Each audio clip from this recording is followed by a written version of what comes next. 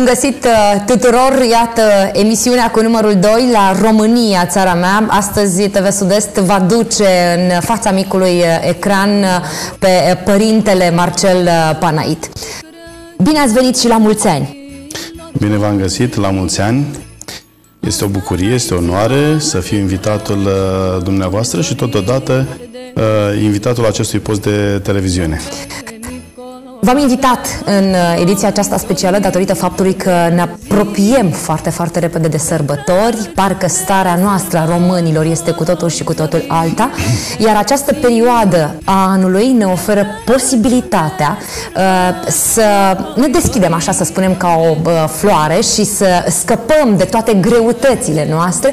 Mai mult decât atât, vreau să vorbim puțin despre postul la români și nu numai. De toate elementele care intră în acest, să spunem, puzzle al credinței pe care toți românii cu siguranță o au în ei. Cu ce ați dori să începem? Păi, cred că cel mai bine este să începem cu postul, pentru că postul în sine este un exemplu de ascultare față de Dumnezeu. Noi întotdeauna suntem puși în situația de a ne exprima starea credinței noastre. Nu știm în anumite situații dacă să spunem că suntem creștini sau că nu suntem creștini, probabil și dintr-o temere ca să nu fim interpretați greșit. Cert este că un om cu demnitate trebuie să recunoască ceea ce este. Și dacă suntem creștini, înseamnă că suntem al lui Hristos, suntem în ascultare de El, așa cum ne place să fim în ascultare de părinții noștri trupești și la rândul ne place ca fiii noștri, fiicele noastre, să se supună cu dragoste părinților. Cu privire la post, postul are trimitere în Vechiul Testament. Chiar de la facerea lumii, când Dumnezeu a spus primilor oameni să nu mănânce din fructul oprit. De fapt, porunca avea o trimitere mult mai clară și anume la ascultarea de Dumnezeu. Noi știm că au fost îngerii conduși de Lucifer care au căzut în neascultare. Și neascultarea aceasta n-a făcut altceva decât să conducă la ce? La dezbinare, la rupere de Dumnezeu, să piardă iubirea de Dumnezeu. De fapt, ei să nu-și mai recunoască iubirea pe care Dumnezeu avea față de ei și să facă ceea ce vor ei. Românii în general, mamele, tații, părinții, românii, sunt pregătiți atunci când li se cere, da? Să se intre în perioada aceasta. Sau cum ar trebui să fim noi pregătiți, din toate punctele de vedere. În primul rând trebuie să vrem. Trebuie să vrem să fim pregătiți. De ce? A fi pregătit pentru post înseamnă a fi pregătit pentru sărbătoare. Spre exemplu, dumneavoastră, când vreți să vă pregătiți pentru o emisiune deosebită, o emisiune specială, cu siguranță aveți câteva momente mai înainte când totul trebuie să fie pus la punct. Când mergeți la o nuntă, la o petrecere, nu puteți să vă duceți oricum. Trebuie să fiți pregătită, nu? Chiar dacă vă este foame, chiar dacă vă este sete, chiar dacă ar apărea alte preocupări, totuși, în mintea dumneavoastră, exact, în mintea noastră este gândul că trebuie să fiu în regulă pentru acel moment și să fiu cât mai bine pregătit pentru acel moment. Vorbim de partea spirituală. Bineînțeles, bineînțeles. Păi, dar nu putem face o diferență între trup și suflet. Dacă noi am fi doar materie, atunci n-am avea judecată, n-am avea rațiune și n-am avea inimă. Tocmai de aceea, pentru că avem inimă, încercăm să ne pregătim sufletește. Și cel mai important lucru pentru un om este dragostea sau iubirea. Iubirea care ne ajută să ne jertfim. Postul în sine este o jertfă. Iar cu atât mai mult Mântuitorul Hristos, Cel care s-a jertfit pentru noi, a acceptat să vină în lume, să-și lase latura aceea de împlinire firească a divinității, să fie alături de Tatăl Ceresc, a preferat să se jertfească din dragoste, să vină aici, să ia chip smerit, iată ce frumos, să se smerească, ca să ne facă nouă bucurie. Păi, închipuiți-vă dumneavoastră Cum ar fi Crăciunul fără bucuria nașterii Domnului? Crăciunul ca sărbătoare, sărbătoarea nașterii Domnului. Da? Cum ar fi fără bucuria copiilor, fără pruncul din iesle, fără Iisus cel smerit? Nu-i văd frumusețea, nu-i văd valabilitatea și nu-i văd iubirea lui Hristos dacă nu privesc spre acea iesle sărmană unde s-a născut pruncul Iisus. Și ceea ce este cel mai important, pentru că de multe ori noi dăm înapoi și spunem, eu nu pot să mă jertfesc. Un om care spune, nu pot să mă jertfesc, spune pentru că nu iubește. Când iubești, dai totul de la tine. Hristos a dat totul. Copiii din ziua de astăzi se bucură. Se bucură atât de mult în Hristos cel născut, încât consideră că sărbătoarea nașterii Domnului sau sărbătoarea Crăciunului, cum spune popular, nu ar avea sens. Colindele nu ar mai avea farmec. Bucuria unui brad. De multe ori ne întrebăm și ce este cu bradul din casa noastră. Este simbolul jertfelniciei. Chiar v-a spus vreodată întrebarea? Niciodată. Niciodată.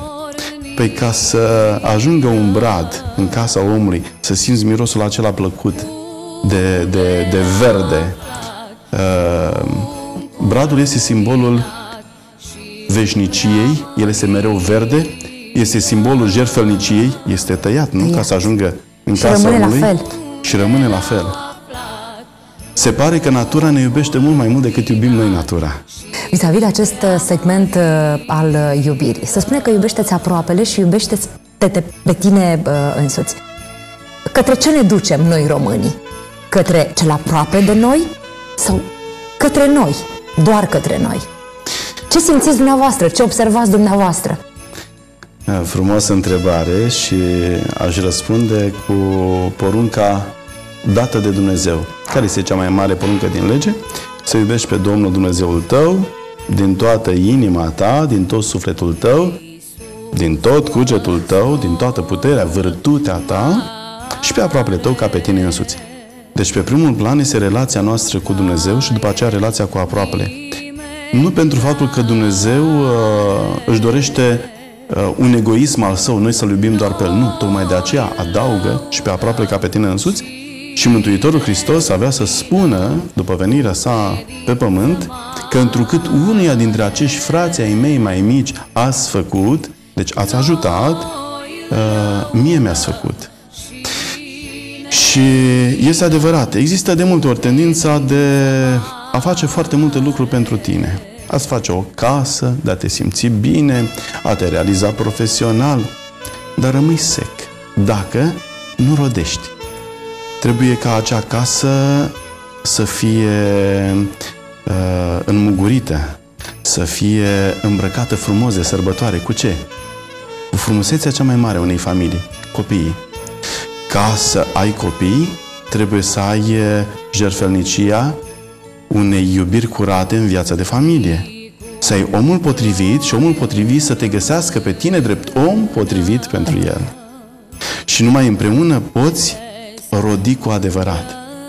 Poți să simți că pruncul Iisus se naște și în familia ta.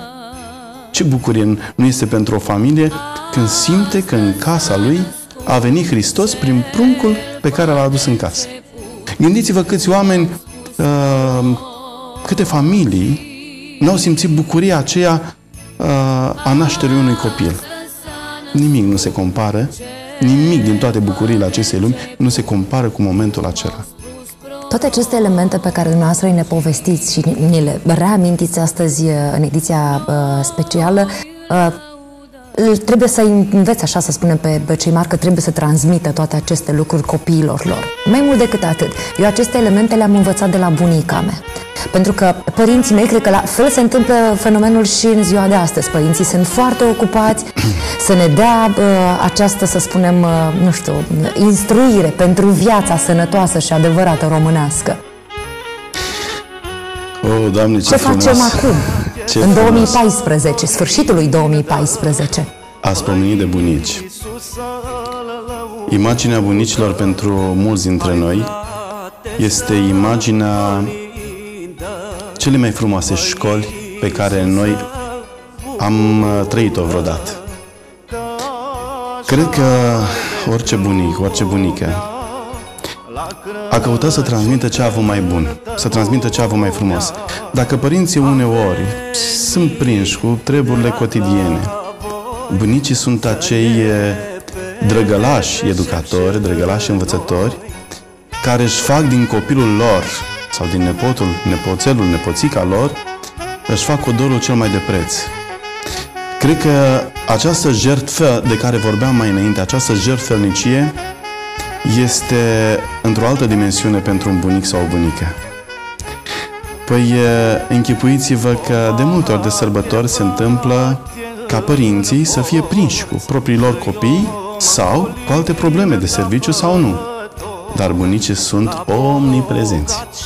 Ei sunt alături și spun: lasă-l pe nepoțelul meu sau lasă pe nepoțica să fie cu mine. Dacă întrebați pe oricine care au fost cele mai frumoase vacanțe, unde credeți că vor spune? Cu siguranță la bunici. La bunici. Fie că ești undeva chiar din mijlocul orașului, fie că ești undeva de la câmp sau de la munte, nimic nu este mai frumos să-ți aduci aminte de bunici. Poate n-aveau un brad împodobit acolo, poate n-aveau nu știu ce delicatețuri, dar aveau cu siguranță dragostea pe care au oferit-o întotdeauna nepoților. Și cel mai important, timpul oferit. Noi nu ne facem timp de multe ori pentru noi. Ne facem timp pentru serviciu, ne facem timp pentru, da, e adevărat, pentru unele plăceri ale noastre trecătoare. Dar nu ne facem timp pentru a iubi. Întrebam de curând pe cineva care îmi spunea: părinte, nu mă mai ascultă copilul și mă gândeam să-i fac un cadou, ceva, nu știu, să-l mai recuperez un pic. Și i-am spus: zicând, ați discutat cu propriul copil ultima oară, așa, de la inimă la inimă, să-i spuneți că mama are mare încredere, să-i spuneți că iubiți așa cum poate nici nu gândește copilul că iubiți. Ei, părinte, dar nu știți că de fapt copilul trebuie pupat doar în somn? Am spus: fals. Copilul ăla simte nevoia de o îmbrățișare. Copilul ăla simte nevoia de bucuria manifestării unei iubiri. Și dacă nu găsește iubirea acum la mama, așa cum o găsește poate la bunici sau la tata, peste ani, când vom fi destul de mari, vom fi înaintați în vârstă, copiii noștri ne vor imita, că de asta sunt copiile noastre. Ne vor imita și vor face la fel. Nu vom arăta dragostea, nu vor arăta dragostea, vor spune că sunt prinși cu treburile lor. Noi ne vom dori să ne viziteze, nu știu, să stea de vorbă măcar 5 minute cu noi. Și lor li se va părea că 5 minute înseamnă veșnicie. Sunt 2 luni, aceleași, tot a României. Viața la țară și viața la oraș. Pentru dumneavoastră, prin ochii dumneavoastră, cum vedeți dumneavoastră că sunt așezate părțile spirituale? Se păstrează mult mai mult tradiția la țară sau la oraș? Da, într-adevăr, frumoasă întrebare. Sunt de fel de la țară. Provin dintr-o familie de oameni simpli, oameni credincioși. Am copilărit cu tradițiile frumoase ale sărbătorilor. Am mers și eu de copil să colind, am fost de mic la biserică, am simțit bucuria sărbătorilor și abia în momentul când am plecat mai departe la școală, la oraș, am simțit un gol. Am simțit un gol pentru că nu mai era acea trăire pe care am simțit-o cu ani în urmă. Nu pentru că poate nu mai eram acel copil, ci mai ales pentru faptul că am simțit o oarecare răceală. De ce spun oarecare răceală? Și aduc lucrurile tocmai în ziua de astăzi. Ce mult mi-aș dori ca aici unde locuiesc, la bloc, să vină copii să mă colinde, să le deschid ușa, să le spun bine ați venit, cu părere de rău s-a pierdut. Da. Cântați-mi din toată inima și eu mă voi bucura din toată inima. Din păcate, copiii au rușine să meargă. Au rușine pentru că se gândesc că dacă cineva nu le va deschide ușa. Și unui copil, dacă e închis o ușă, acela cu greu, nu care avea orgoliu, acela nu simte deschiderea ușii, nu simte dragostea. Și de aceea spun că este această diferență. Și rupere. De ceea ce am copilărit noi, de ceea ce am trăit noi. Pomeneam mai înainte de bunici. Și astăzi sunt destui copii care doresc să petreacă sărbătorile la bunici, dacă se poate undeva la munte sau la câmp, dar undeva la bunici. Să simtă și libertatea aceea frumoasă pe care o dau bunicii, cu multă încredere. Când bunicul spune, sau bunica, lasă-mă, măițe, că am încredere în tine să vii la timp, să nu mă sperii, să nu stau cu grijă. Și alta este starea pe care poate o oferă orașul. De aceea spuneam, este o mare diferență, dar sper ca în timp noi românii să simțim mai mult nevoia revitalizării acestor tradiții, să ne bucurăm de ele și, de ce nu, și mici și mari, să ne simțim copii.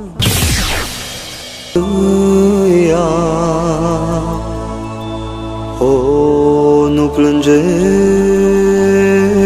Iisuse, că Tu cunoști lumea, că lumea... Așteptăm sărbătorile să ne așezăm la masă alături de frații noștri, de vecinii noștri, de copiii noștri.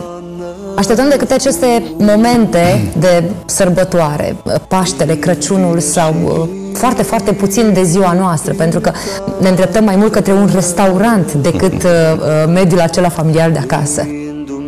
Și cred că sunteți de acord cu mine. Nu mai avem timp. De ce este al nostru? Bunica mea, iarăși fac trimitere la bunici, bunica mea dinspre mamă îmi spunea să ții minte cât o-i trăi. Sărbătoarea nașterii Domnului, sărbătoarea Crăciunului este sărbătoarea familiei. Poți să petreci, mămăiță, ce sărbători vrei tu? Vrei de Revelion, vrei de ziua cuiva, de orice altă sărbătoare, petrece unde vrei. Dar nu uita, când un prunc a venit în casa și în sufletul Mariei, Sfintei Fecioare Maria, să ții minte că mama ta este asemenea Sfintei Fecioare și cât o trăi ea, fă-i bucuria aceasta și nu uita, ea mi-a făcut mie bucuria. Fă-i și tu bucuria mamei tale și mai târziu să-ți înveți copiii să petreacă la fel Crăciunul în familie. Dacă ați observat dumneavoastră prin tradiție, că așa suntem noi creștinii, ne bucurăm și suntem martori la căsătoriile tinerilor și ne facem fini, ne facem copii de suflet. Când îi chemăm? Când ne bucurăm de ei? Când ne dorim să fie alături de noi? La Crăciun. Să simțim familia întregită. Sunt atâția copii, tineri, suflete rupte din noi, membre ale familiei noastre, care nu sunt cu noi în aceste zile. Și, Doamne, tare mult mi-aș dori să știu că aceste bucăți rupte din inimă se întorc să întregească familia. Să știți că nimeni nu se simte de sărbători, de nașterea Domnului, de Crăciun, oriunde s-ar afla în lumea asta.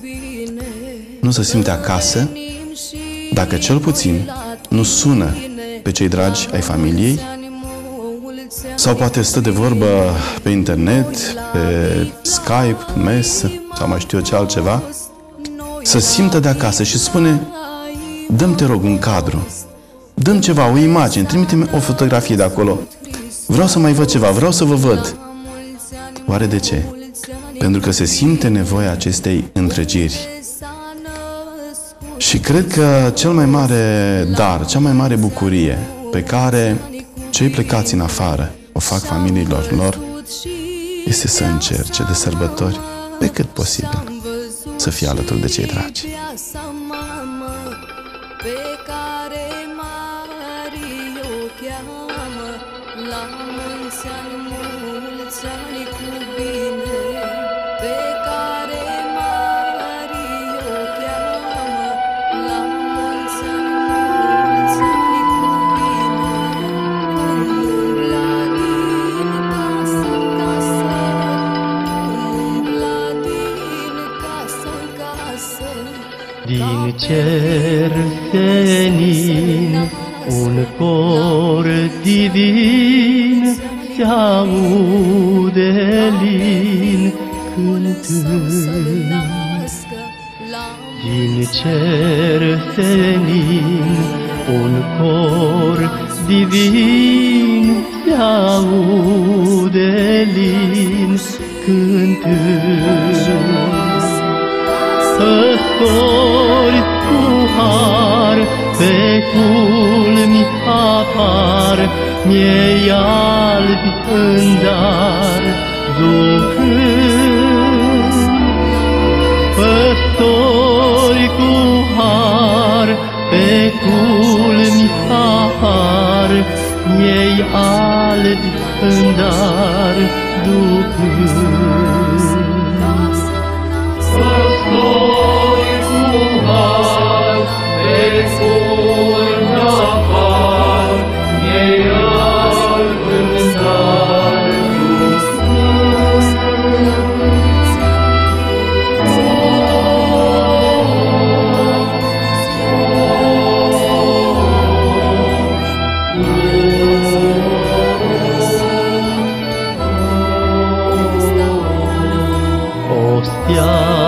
din zări, veghind cărări spre depărtări arzând. Ostea din zări, veghind cărări spre depărtări arzând. Conduce magi cu daruri dragi, cu plini de stagi mergând. Conduce magi cu daruri dragi, cu plini de stagi mergând.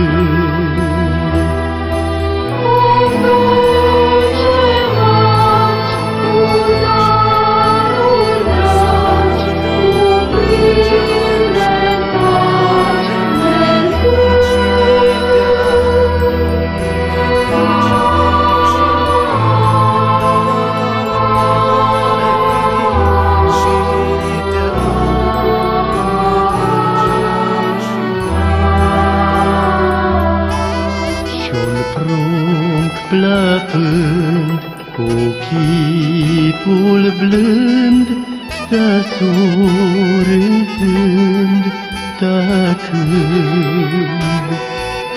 Și-un prunc plăpând cu chipul blând, stă surâzând, tăcând.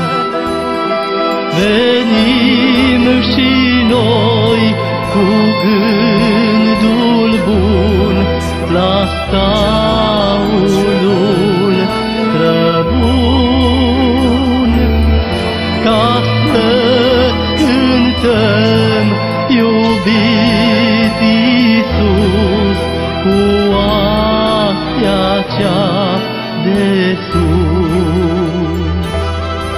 Venim și noi cu gândul bun la staulul străbun, ca să-ți cântăm, iubit Iisus, cu astea cea de sus. Venim și noi cu gând bun, la staulul străbun. Ca să-ți cântăm, iubit Iisus, cu oastea cea de sus.